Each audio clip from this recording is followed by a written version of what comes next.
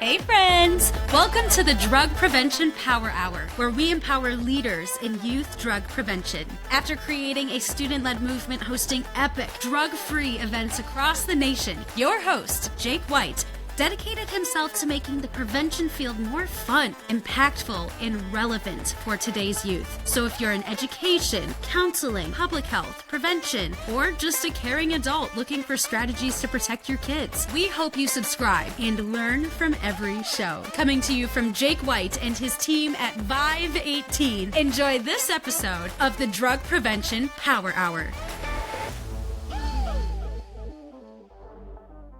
Hello and welcome back to another episode of the Drug Prevention Power Hour.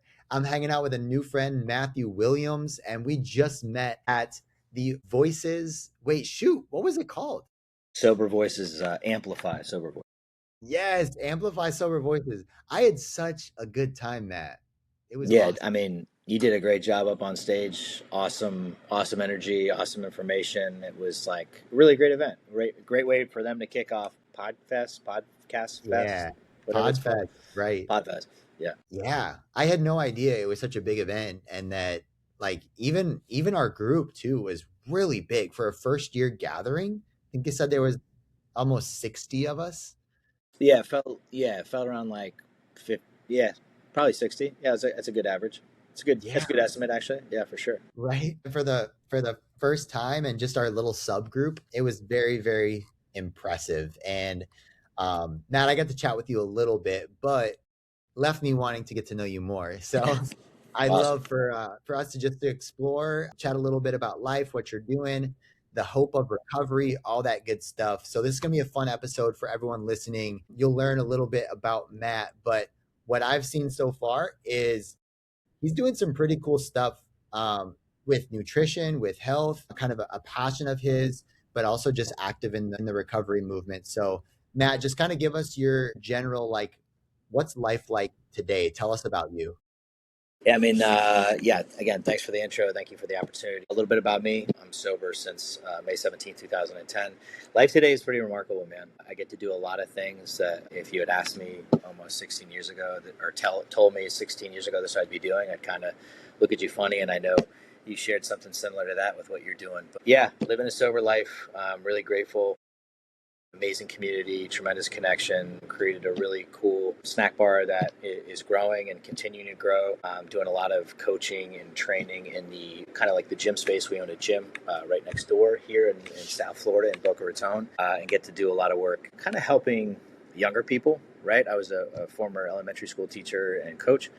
I'm able to help a lot of people in the mental health and substance abuse space and work with a lot of young adults that are struggling prior to getting into that, which has been kind of where I was always headed. I wanted to be a guidance counselor back in the day and did all that stuff. And, as a result of my own issues and what I needed to go through, kind of hitting rock bottom and starting over, it's tough to work in a school district when, you're trying to figure out if you're an alcoholic and an addict or not.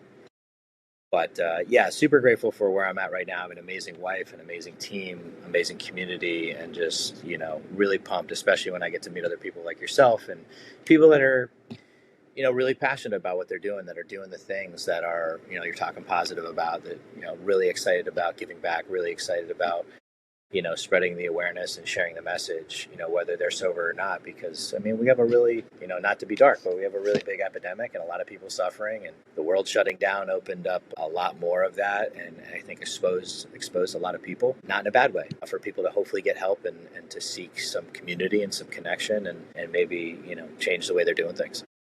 Yeah, absolutely. And I've got some things I want to pick apart from what you shared already, but Sure. So Fro Pro snack bars. Yeah. I had one at the table. They're really good. Yeah, I was like, it was what is that? Like, what are you saying? You're like, do you like peanut butter? I was like, yeah, I love peanut butter. Yeah. So essentially, it's like that's my question. Hey, you like peanut butter? And if they say yes, we kind of move forward with, well, we make peanut butter better. So we take an already great product, peanut butter. I've loved peanut butter my whole life. Basically enhanced it. So we just made it like a healthy Reese's peanut butter cup, or basically peanut butter with protein, a healthy snack that you can grab and go. It's really bite sized. Obviously, these are enlarged, but I try to share it with everybody, right? Because it's at first we were just a snack, and it was something that I started and created for fun, sharing as I started my journey over, sharing with like the families I still worked with, the kids I still tutored, some of the kids I still coached, and people were like, man, you got to do something with this. And I was in a really dark place, right, where I was like getting my stuff together and starting to, I don't know, like, what are people going to say? And like I was really worried about, the response, because I really enjoyed it, and like that's really all that kind of mattered to me. But we ended up taking something that I was making for myself and putting it in a package and selling it at stores. And one store went to two, two went to 10, 10 went to 200, 200 went to, yeah. So we're growing. And I never started anything like this to be a business. I've shared this on a lot of other podcasts. Like I'm really passionate about it. Most of the things when you see come out with a product, they're like, there was nothing like this on the market. And I'm like, listen, there is a ton of protein bars. There are a ton of snack bars. There are a ton of different things in the CPG space where I operate. We just have a really great product that tastes really good. It's my wife and I that are doing this. Like we have a tremendous community, and like it's cool because this past weekend, after getting to see you guys and meeting you guys during the week, I had two wellness events where it's people that were already fans and people that are brand new. Like there's some people when they say like, oh, how long you been around? I've been around a long time. It's one of those things where it's like, I love it. My wife loves it. She's she's the CEO. She runs the day-to-day operations. Our team here, we employ people that are getting sober. And that came down to Florida to start their life over again. We've had a lot of people come and go over the years because it's like a good starter job for somebody because it's safe. It's a community. You're not, there are a lot of jobs out there that more or less might be considered in the gray area of like, hey, is this legit or not? We make peanut butter and we distribute it. And the mix of that too with the gym side of things is pretty special because it's a quiet place. It's amped up. Obviously, we get energetic, but it's just like a place where you can go if you're intimidated by the gym. And we do some classes for people that are newly sober that can't afford going to the gym, as well as a lot of other places like that do that down here as well that are my friends. So everybody kind of piggybacks off each other in the wellness space where it's like we're all here to serve and to give back because it was done for us. I think it's like super important. Love that. Yeah. I love spaces like that, and I do feel it in the sober space. And what's cool about hearing about the fitness spaces like that, and I think in the speaking arena, it's very similar. I was on a call before this with a friend, or I guess an acquaintance, but was kind of talking about him, and he's like, Jake, I didn't realize how big Vive 18 was and how many things you're doing and how big it's gotten. He's saying like I run a curriculum that's really good, and I could use some help. And so I was just sharing and helping, but That's awesome. I want to, like, he's going to be on the podcast soon, so you're going to hear about Thrive Curriculum. And I said, here's what we'll talk about. Share your curriculum, what's working, all this good stuff. And he's like, well, isn't that competition for you? Like, you have a curriculum. And I was like, no, it doesn't matter. Like, the world needs both of us. It's going to resonate with different people, and people can use both of them. It's totally fine. But we shouldn't be backing down from our gifts and our calling just because there's other people doing it. And that's what I heard from your story too, is like there are other things on the market. Like you just have this gift, the thing you enjoyed, and people enjoy it as well. And people can join the movement. They can become a person who loves having Fro Pro, like, and as a product. I definitely want to ask you too, because you alluded to some of the really great things that you're doing, right? Like you working with kids, you've done some sort of like mentorship and counseling type things. You're a teacher. Now you own a gym and a product. So I'm guessing with your story, there's probably a time in your life when you didn't think that that was possible. And I love asking it this way, but with your story, when it comes to the illusion of all the things that drugs and alcohol give us, what do you think? What did you think that drugs and alcohol were going to give you when you were consuming it? And then what was the truth? What was it? What was it actually doing for you or to you, I guess? Like, is there a contrast there of like your thought pattern at that time and then what you believe now? Yeah, that's a great question, right? So I never, I never sought out to, I enjoyed all of things that consumed with alcohol, whatever it was, all the different substances. I won't go into it. It was one of those things for me. It's like I worked really hard. I always have. I always did a bunch of different things, and for a while it was like, oh, I'm going to do this to blow off steam. And then it was, my dad got really sick, and I was like, all right, I don't really know how to process this. I'm going to drink, but I'd also, oh, I'm having a really great time. I'm going to celebrate, and there was no discernment, right, of like why I did or I didn't. I just did, and then it became one of those things that once I kind of crossed that line where it was like I didn't drink every day. I wasn't like I need to drink. I didn't get to that point, but any time that I did, it was always off to the races, right? There was no like let's have a drink, let's have a glass, let's have a this. It was always like we're drinking, and until I either black out or pass out, or it could have been days of just I'm here to have a good time. And no one in my family was like that. A lot of my friends weren't really like that, but I found people that I thought drank like me. And what's really scary about it is like I ended up alone, right? I ended up alone in my own apartment,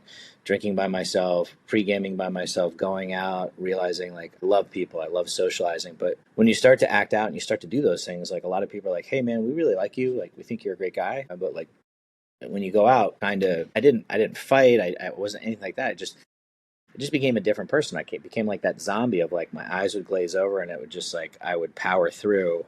And I'd hurt some people. I'd say some things.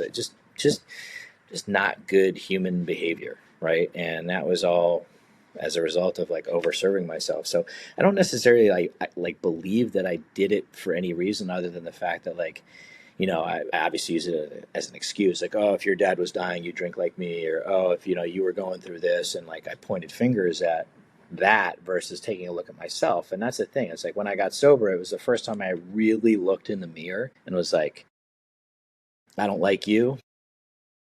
I don't like what you become. I was sick and tired of being sick and tired. I had no answers. And it was the first time I was really willing to like, right. It was the first time I was willing to ask for help and say, I'm out of answers. I don't want to, not to be, bring it down here, but like, I didn't know any other way of living, so I thought like not being here made sense because I was hurting my family, I was hurting my friends, I was hurting my loved ones, I was ruining jobs, I was, this great guy, and I was really good at what I did, and I did all these things really well, but the minute I consumed a substance, it was just everything just went away, and you try to control those things, or you try to make it work. That definition of insanity of like doing the same thing over and over and over, expecting a different result, and the result was the same.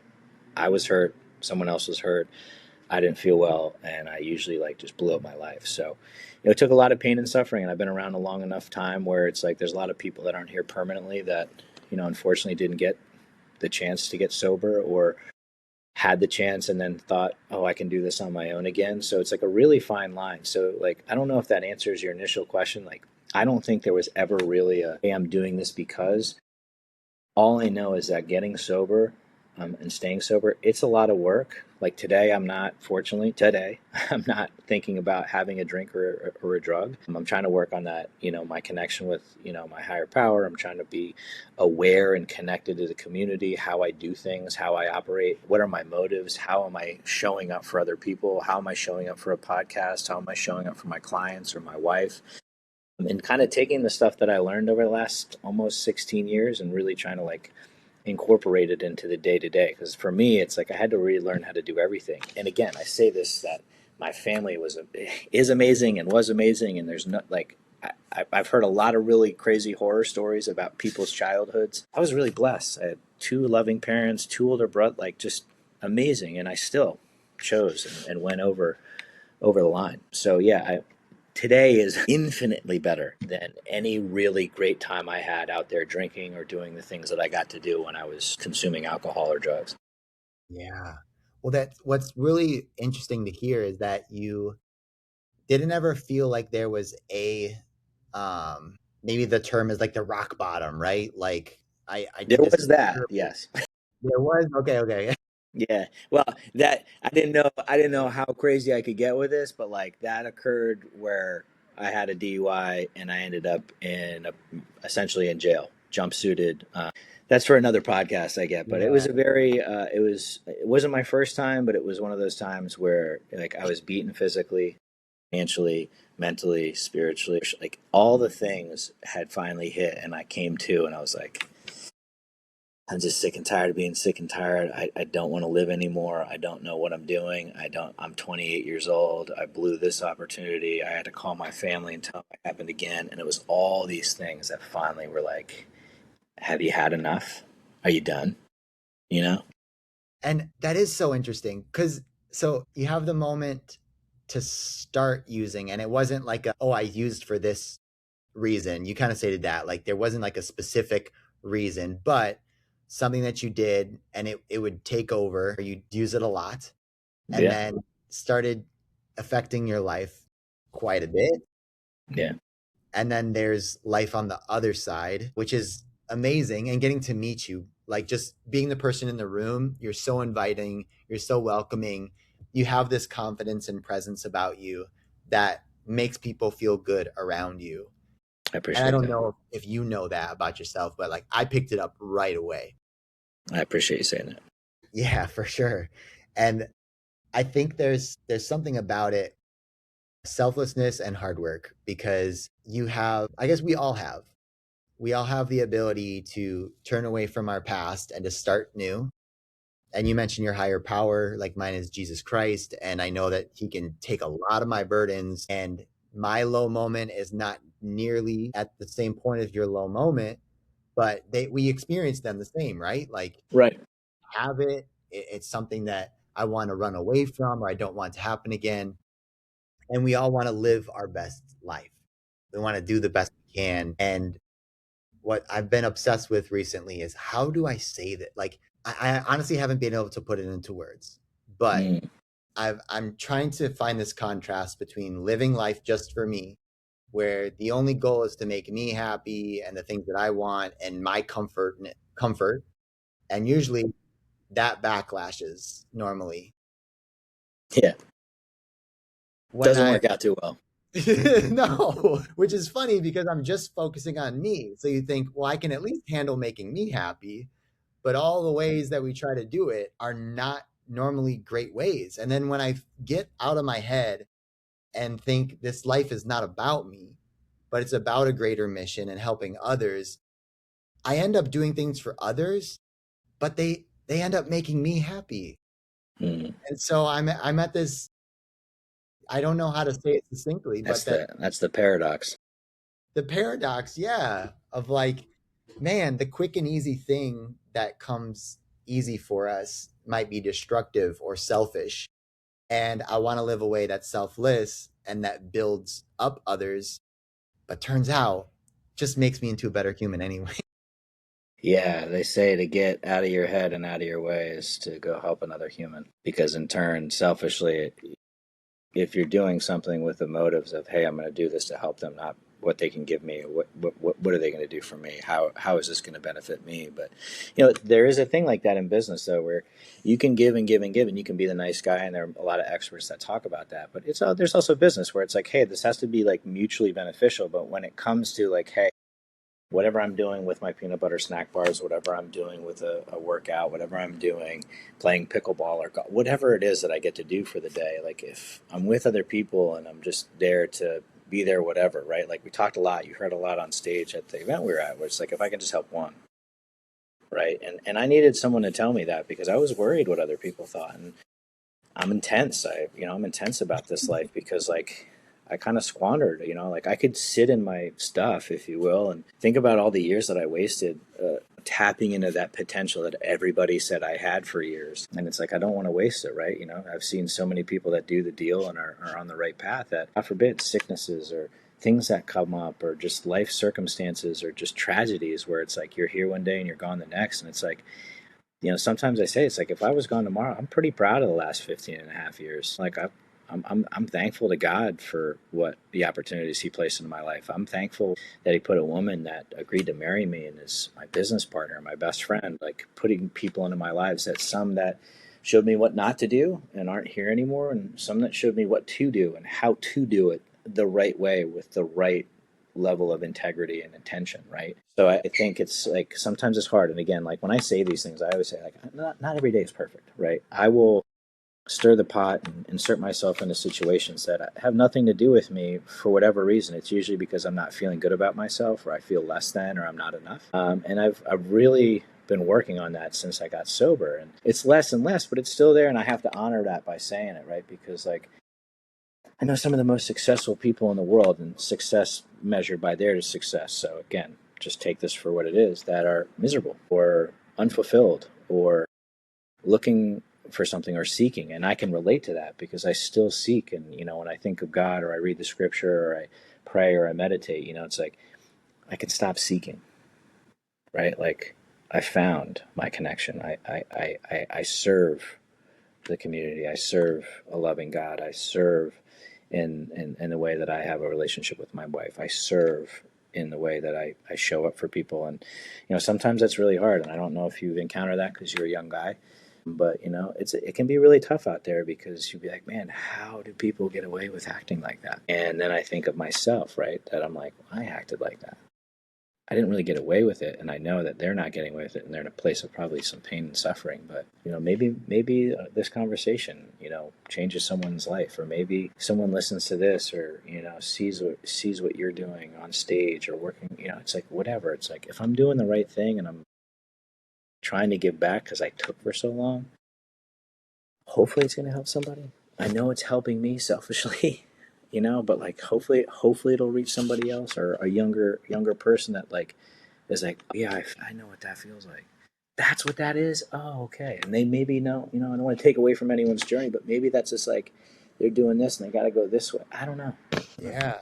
Well, I think of that verse in Sermon on the Mount, Matthew 5, when he's like, you don't light a lamp and put it under a basket. You're just like, all right, I'm at least lighting my lamp. I'm going to let it shine. And you don't know who you're giving light to. You're just going to do it. And I don't know. I was nervous, Matt, to talk at the Amplify Sober Voices, because I was like, I don't have that quote recovery story. I've just been sober my whole life. And dude, it's so stupid, but in my mind was like comparison. Mm-hmm. But Yeah. what I think was really stupid about it is for me to say everyone else in the room has an identity built on something they did in the past. But the truth is, we all have a freedom of identity because you've been set free from your past. And that's the good news. Like, that's why we do connect so well. And I'm so glad that I could be there with everyone in the room to say, even though I haven't used, we are literally running the same exact race and we're going to do it well together and we're going to go farther together. It was super, super encouraging, man. Like, I Yeah. needed I that. mean, you did a great job, brother. It was cool to watch you up there do your thing, for Thank sure. you. Thank you. I'm also curious how you started working with your wife, because I work with my wife too. She's like the organizational brain. She keeps us on track. I can't imagine now not working with her, but how did that come about with you two? So we were both teachers. When I started over, she started to work for another company, and she kind of helped from where she started to essentially running this other company while I was starting, kind of messing up the kitchen and then renting space to mess up that kitchen and to figure out what I was trying to do. And a couple of years passed where she kind of observed and was knowing and looking what was going on. And she is the organizational brainchild, CEO, sit at the desk, control panel, push, pull, call, receive. Like she is that. Like not only in our marriage, in our day to day and how things operate, but in like 2016, after kind of messing around with this, she's like, "Hey, I want to help you," and I'm like, "I don't know what I'm doing. I write things. I joke all the time. Like no joke, but it sounds like a joke. I wrote things down in a notebook, like a spiral notebook, like, "Hey, I need this, and this is what this recipe is, and this person paid this person that." And she's like, "We have computers, right?" Like to the point where like there were things like again, this is all a learning process. So we went from like me making these like I didn't know you could like I used to take oats and grind them to make oat flour. I didn't know you could buy 50-pound bags of oats. I had no idea. I had no idea what I was doing. Like I was using like regular old Jiffy when I started because that's what I had in my house, right? So she took all the things that I was doing and was like, "Hey, let's streamline this. Let's make this a little better."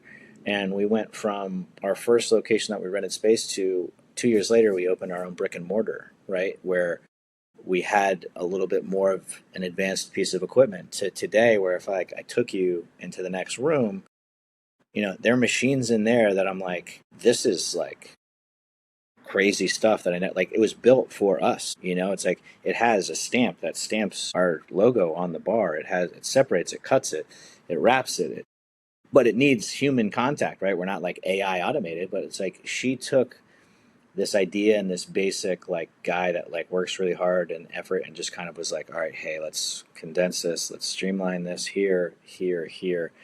And she's the CEO.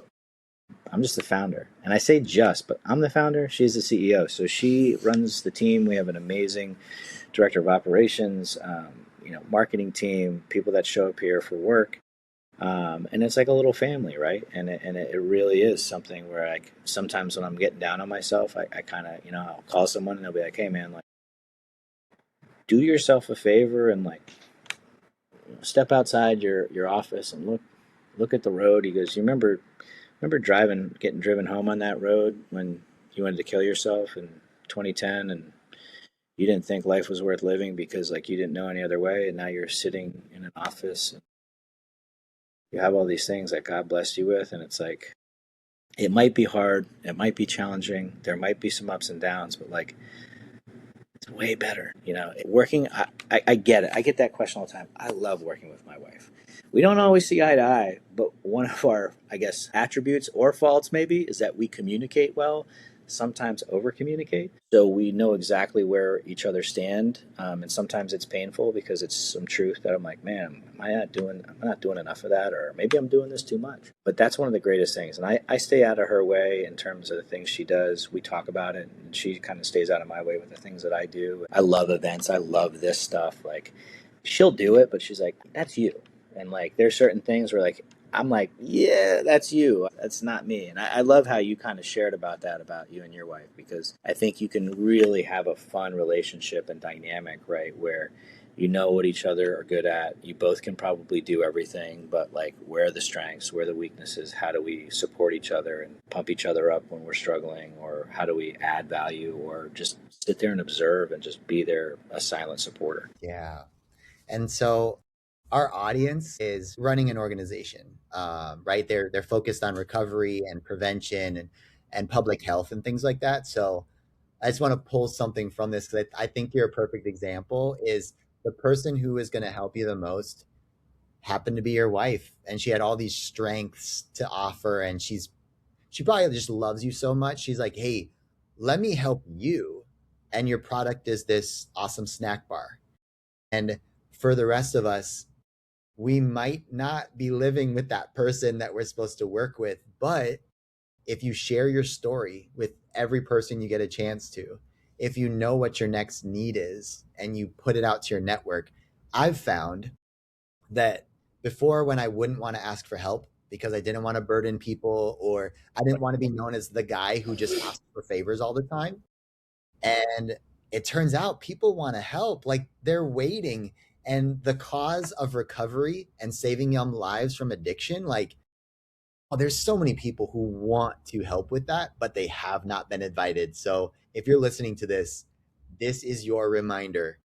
Keep sharing your story, your why, and be relentless on asking for help, because there are lives at stake and they're worth it. And I know that you know that as well. That's why you're doing this thing. So if you needed an extra push, extra permission to ask for that help, there it is.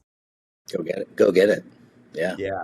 So Matthew, this has been awesome. Thank you for taking the time. I think this is definitely a hopeful like recovery highlight story for our podcast, which we don't often get to do. We're usually just talking business. So this was really, really fun to get to hear your story. Yeah, if you would leave a parting thought to the people around the country who are doing recovery and prevention work, what would you want to share with them? Either a hope, encouragement, or just a little tip about living the best life. What would you leave us with? We are in the effort business, not the results business. So if you get up and you get another day, give forth the best effort in every instance, situation, relationship, opportunity that you can, and leave the results up to God or whatever you believe in, and just do the best that you can, and try to just keep going. Keep going in the face of it all, because if you love it, it's what's all that matters. Amen. This has been another episode of the Drug Prevention Power Hour. We will see you next Monday for another episode. Take care. Thanks for listening to this episode of the Drug Prevention Power Hour podcast. If you love the show, make sure to leave a review and share what you've learned. And if you need help reducing substance use among youth by educating and engaging students in prevention, visit vive18.com for more information, tools, and resources.